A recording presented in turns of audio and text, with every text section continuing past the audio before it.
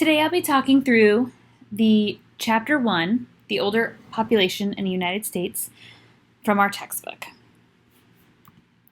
And what's important to note is that I'll only be covering some of the things that I think are the most important from the chapter, but by all means, please read the entire chapter to get all the information, especially to make sure you have everything you need to know for the test. The learning objectives covered in this chapter include demonstrating knowledge of changing demographics in the U.S. population, especially related to aging, defining and understanding the difference between maximum lifespan and life expectancy, defining and understanding support and dependency ratios, defining different categories of older adults, including old, oldest old, centenarians, describing the increasing diversity among older population, and discussing the need to plan and prepare for an aging population. Now, some of these will only be covered if you actually read the textbook. Not everything will be part of this lecture. But the things that are a part of this lecture are the things that I think are more important and are more likely to be on the test. So thinking about the changing demographics of the U.S. population. In 1900, the average life expectancy was 47 years old. Currently, it is 78 years old. That's an additional 30 years of life that we've tacked on. As you can see in the graph, you can see our life expectancy has been steadily increasing, and you can see the comparisons amongst male and female. We'll talk about gender differences here shortly. These rapid increases in life expectancy are mostly due to eradicating infectious diseases with, improved sanitary conditions, but also improving diagnosis and treatment of chronic diseases. However, while life expectancy has increased in the U.S., we are still below 51 other countries in terms of life expectancy. There are many reasons for this, including maybe in the U.S. we have a lack of great prenatal services, early childhood services, healthcare access, healthy food, poverty, obesity, heart disease, higher rates of diabetes, and smoking. So a lot of lifestyle factors may be to blame for our lower life expectancy compared to many other countries. You'll see here in the graph, we have the United States in dark blue, and then we have a number of other countries such as Britain, France, and Japan that are showing higher life expectancies.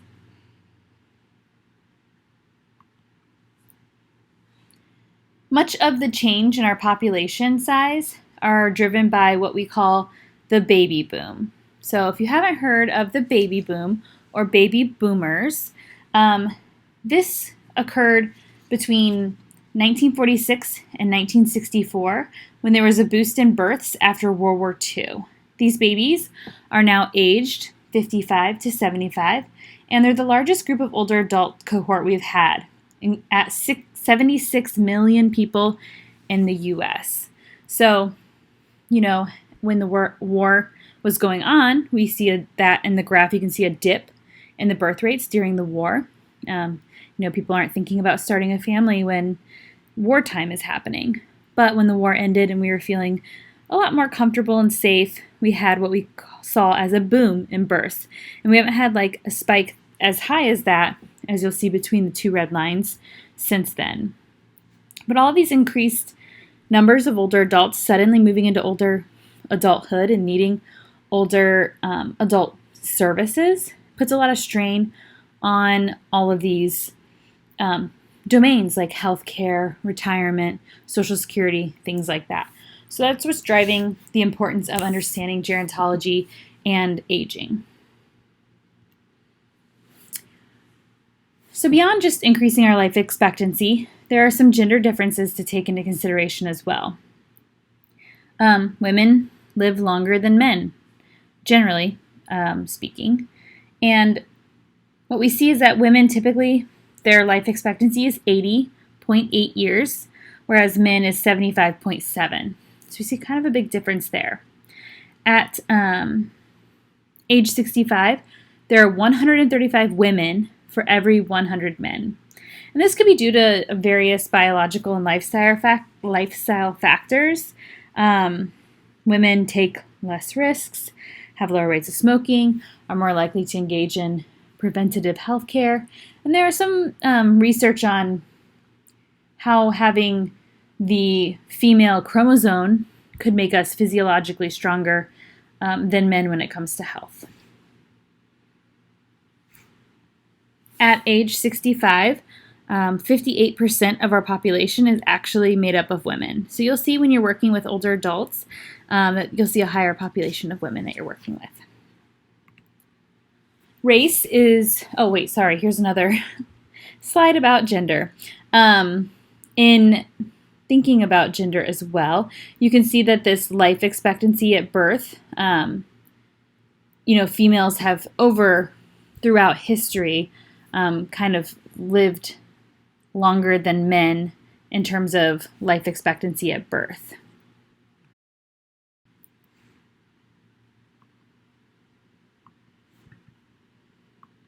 And again, this is seen across the world as well. I know we're kind of talking more about U.S. population, but I think it's interesting to note that this is happening throughout the world. So you can see this graph shows the life expectancy of men along the bottom and the life expectancy of women across the side.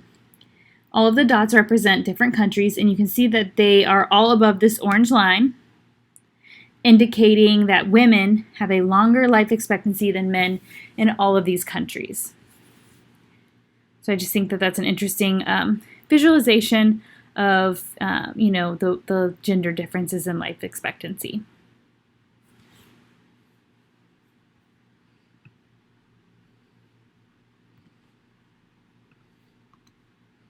Now, moving on to thinking about racial and ethnic differences in life expectancy, one of the main findings in this research is that there is unfortunately a lower life expectancy for African Americans. At birth, African Americans' life expectancy is already 5 years lower than white. And this is mostly due to unequal health care and access to preventative care. And these are called healthcare disparities.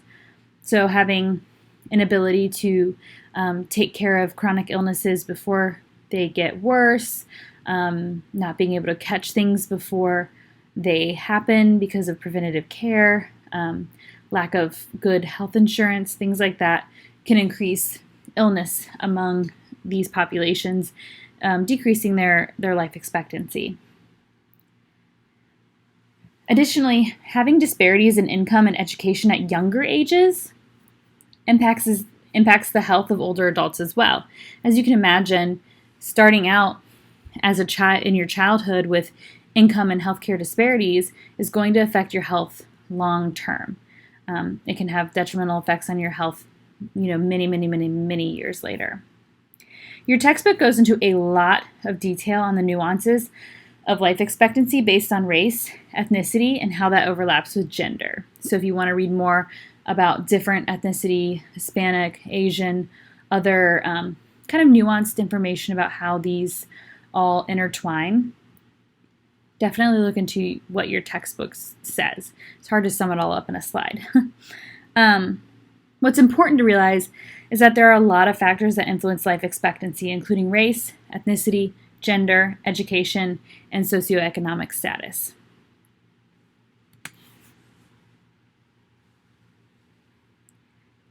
So next we're going to talk about population pyramids. What you're watching right now is a population pyramid play out from 1933 to kind of current times here. And a population pyramid is what it sounds like. It's a visualization of what our population looks like. So we're going to watch it again, and you'll see along the bottom where it's wide, that is younger adult, younger people in the population, age 10, 20, 30, 40. And then at the top are people aged 80, 90, 100. And so you see that there's, when it's wider at the bottom, that's more younger people being born. And it gets skinny at the top because we weren't living to older ages. But you'll see as time increases, as we get into the 2000s, 2020, it's starting to get wider at the top because we're living longer. So that's what a population pyramid in action looks like. Now, just again, kind of to see it more stable here, looking at 1936 versus 2052, for example, you can see how our population is changing. The shape of our population is changing. We used to have a lot of people at these younger ages, and then, it would taper off as you get older because people would pass away. Very few people would live to see 70 or 80 years old.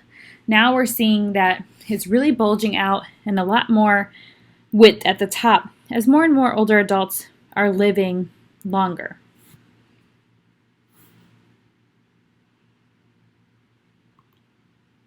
Again, this is just another example of what this can look like. The changing shape. We're seeing a little bit more of a rectangle rather than a pyramid here.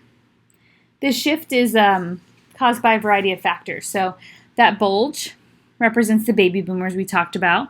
So they are moving up the pyramid and living longer. So they're kind of creating that width at the top.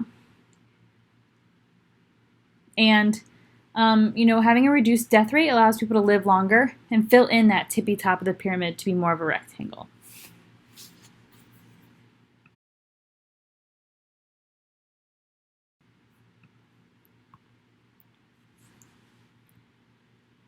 So what we have now is an aging nation.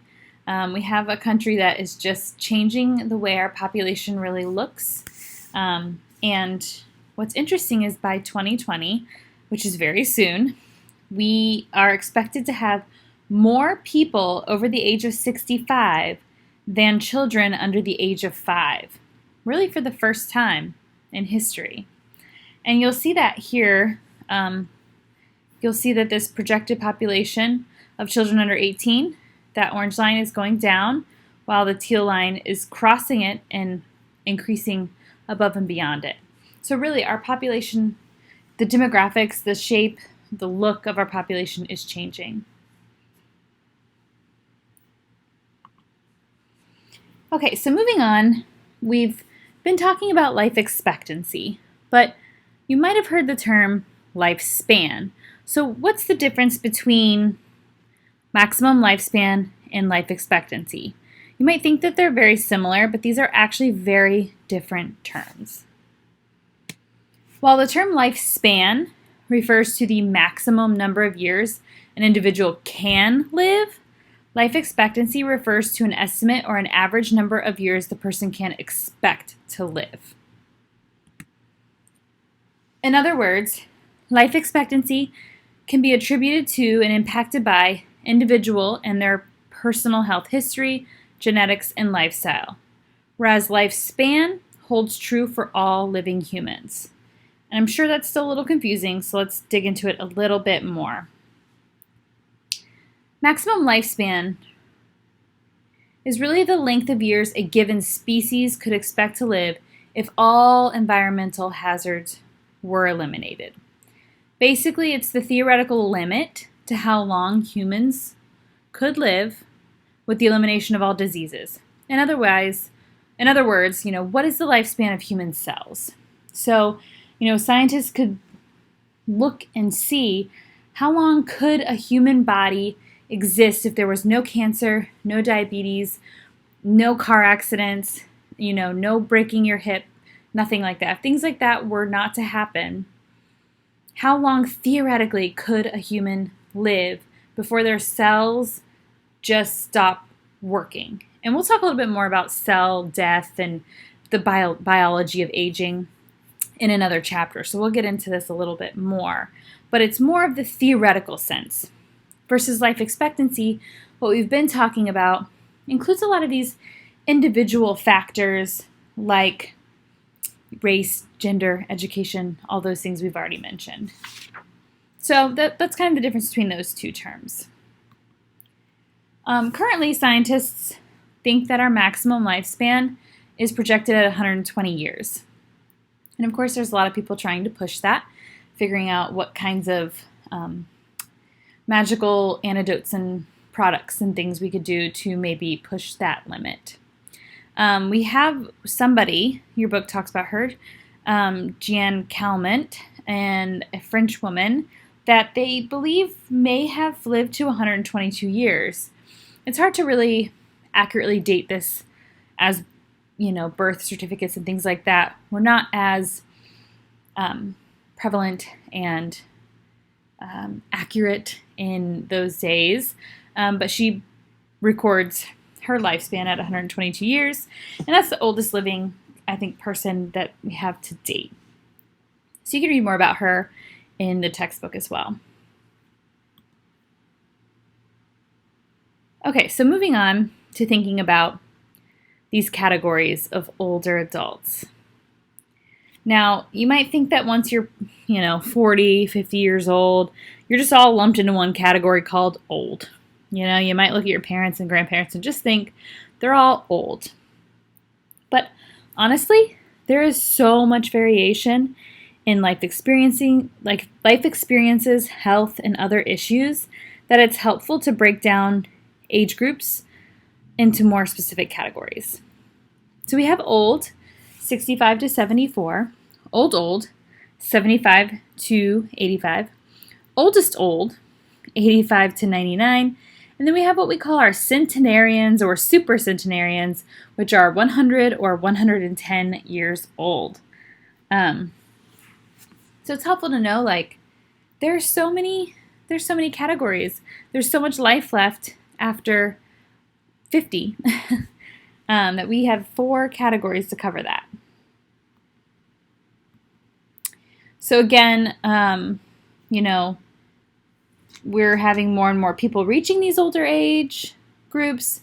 We've had to create these categories for them because of increased life expectancy among these groups. And you might have heard the term silver tsunami. This is similar to what we talked about at the beginning of the lecture with the baby boomers. They're known as a silver tsunami because it's a large wave of older adults kind of all aging together at the same time. So it's a big wave suddenly hitting us all at the same time. So that's where that term comes from. And then again, I mentioned centenarians and super centenarians, 100 or 110 or older.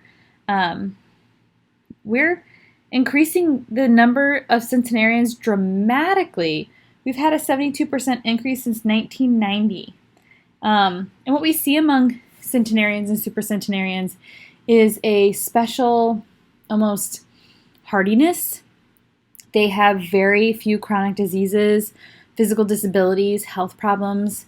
I mean, they're the fittest of the fit, hence why they've lasted this long. So they're kind of a special breed of people that seem to be living this long. And they show genetics of low risk for disease and slower disease progression as well. What I think is interesting, and I don't think they talk about it much in your textbook, but I think it's a really interesting theory, I guess, that is being studied. They call them the blue zones, and you might have heard the term the blue zones before. Well, it's a group of researchers that have looked at the places where we see the highest concentration of centenarians, and they have found that there are 5 places in the world that stand out with regards to the oldest living populations. And we see that, you'll see here we have Costa Rica, Italy, Greece, Japan, and then, surprisingly, Loma Linda, California. They call these longevity hotspots the blue zones.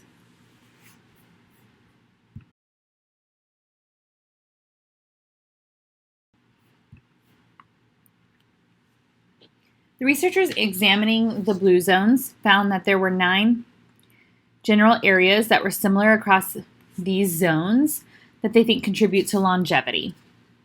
Your textbook also mentions some of these as well among centenarians. And these include engaging in movement and physical activity, your genes, the environment, having a diet with lots of plants with vitamins and antioxidants, having social integration throughout life, belonging, family, sense of spirituality, and optimism. And what's really cool is that Loma Linda is only 60 miles from our campus and is known as one of the Blue Zones. They have the Seventh-day Adventists live there for the most part, so there is a religious component to this group of centenarians. But you could easily go visit Loma Linda if you would like. And you can learn some really interesting things about Loma Linda at the website. I'm going to link it on the Beach Board page as well. Seeing what they eat, what they do for activities, and more. And there's some videos down here that I'd love for you to watch as well that get into what's so special about Loma Linda. Okay, moving on to think about how we're seeing increasing diversity among our older population.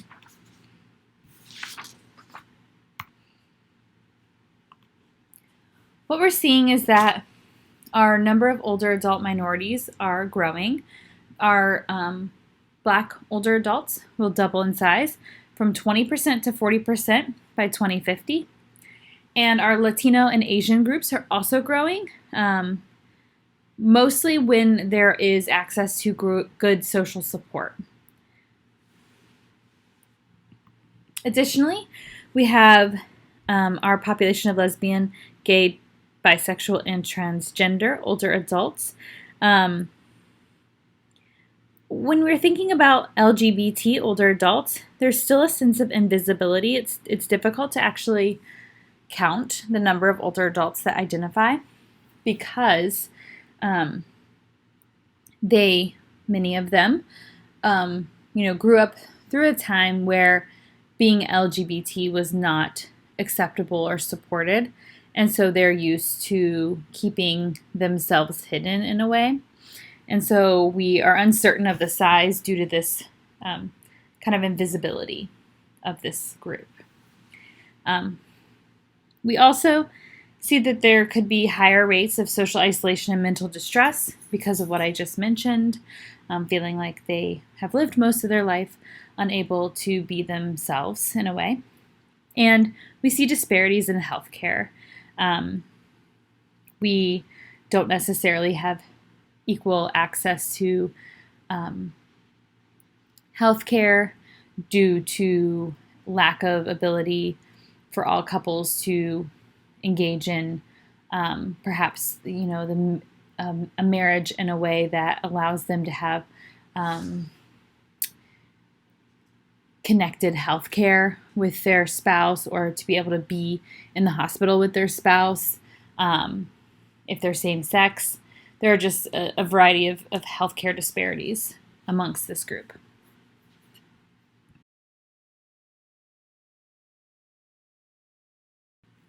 And footage transfer.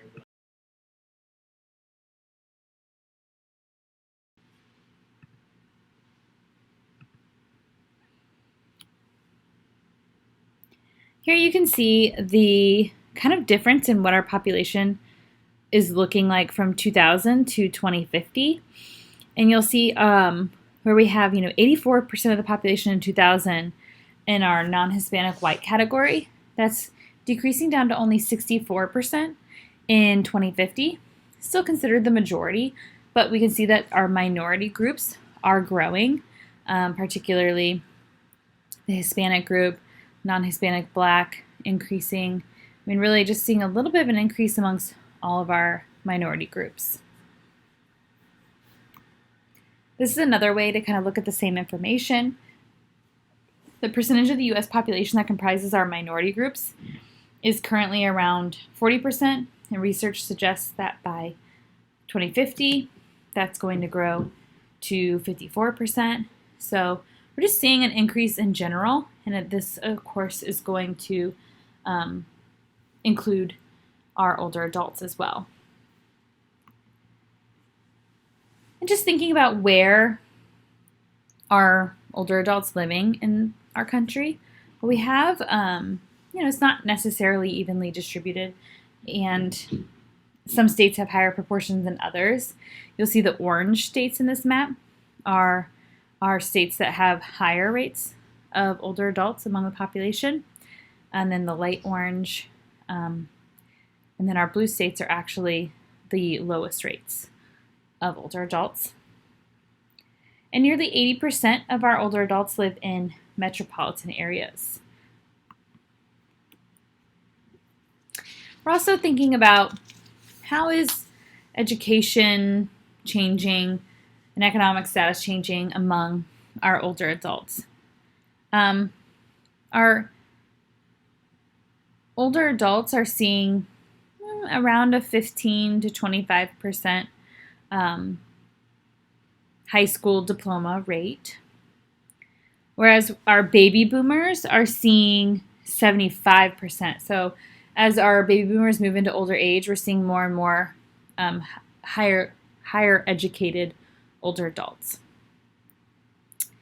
And unfortunately, we have lower rates of education among our minority groups of older adults due to dropout rate because of, again, unequal levels of access to education for minorities. And this affects their economic well-being.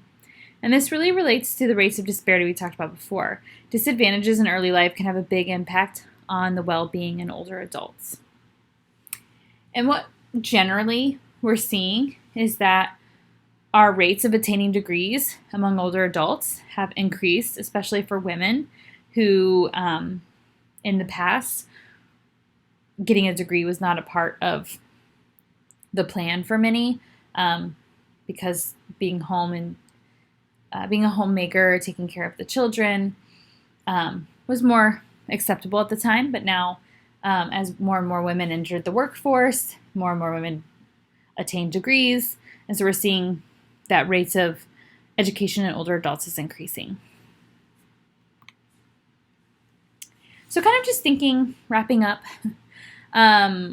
what can we do about longevity? You know, we're already increasing our life expectancy, but what else can we do? What else are we thinking about in the future to help with life expectancy? Well, one of the things that you'll read about in your textbook is this idea of compression of morbidity. So first, let's kind of just talk basic thoughts. We want to have healthier lifestyles and better, more accessible healthcare so that people can get closer to achieving that maximum lifespan.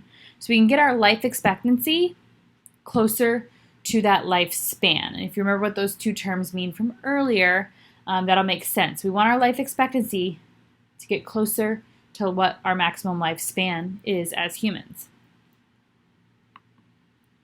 One way of doing that is what we call compression of morbidity. And this really is, morbidity is what we see as disease and decline 3 to 5 years before death. It's probably the stereotypical image you have of an older adult lying in a hospital bed, hooked up to monitors and machines, not living their best life. That's morbidity. And so we really want to compress how many years we're spending before death in this morbid state of, not health, to smaller and smaller and smaller pieces of the pie so that we have a longer period of healthy, youthful, enjoyable, active living before morbidity. So again, this is pushing back the time frame for when we are diagnosed with chronic illnesses closer to our death. We don't want to live many, many, many, many years with chronic illnesses. So you kind of see this in this image. We have, present morbidity when we have this onset, and that it ramps up, getting sicker and sicker and sicker before death. What we're currently seeing is that we're extending life. But unfortunately, our morbidity is still happening at the same time. We're still starting to get sick at 50 or 60 or whatever it is for our, personal lifestyle based on race, gender, education, etc. So the morbidity is still happening at the same time, but death is happening later. So all we have is this triangle that is now longer, maybe a little less steep, but we're having more years of chronic illness and bad health before death. What we want to do is really push compressional morbidity. We really want to push that morbidity, that onset of disease and decline, later. See how this is happening later? And death is happening later? And so we've made that triangle smaller, so fewer years of bad health before death. Hopefully that makes a little sense. I know it's a hard topic, I think, to get, but I have one more picture that might help. We're trying to lengthen the period of youthful vigor and experience only a few years of major illness and old age. So instead of accepting this slow decline over many years here in red, what we want to do is we want to push that out. We want to push that red line out and get more of this blue line. We want to square the curve and live healthy, healthy, healthy, healthy, healthy, and then have a more sudden decline before death. That's kind of what some scientists are trying to do with this idea of compressional morbidity. So you get many, many more years of that health and quality of life, and then kind of a more sudden decline before death. Unfortunately, in the US, we're not really seeing compressional morbidity, but rather this one I showed you before with a longer lifespan with more years of living with chronic illness and disease. And again, this is due to factors like increasing rates of obesity, lack of access to health care or affordable health care, things such as that. So to summarize, you'll want to be sure to read the summary section of Chapter 1. It does a great job kind of going through everything that the chapter talked about, including things that I did not cover in this presentation. But overall, the U.S. is increasing the 65 plus population due to factors such as the baby boomers and increases in healthcare and sanitation. Some people even live to be considered oldest old, or what we call centenarians. Improvements in sanitation and health have allowed us to improve our life expectancy and live many more active, productive years. However, there are differences in gender and race and ethnicity to consider. And thinking ahead to the future, compression of morbidity, or living more healthy years before disease occurs, is one aim.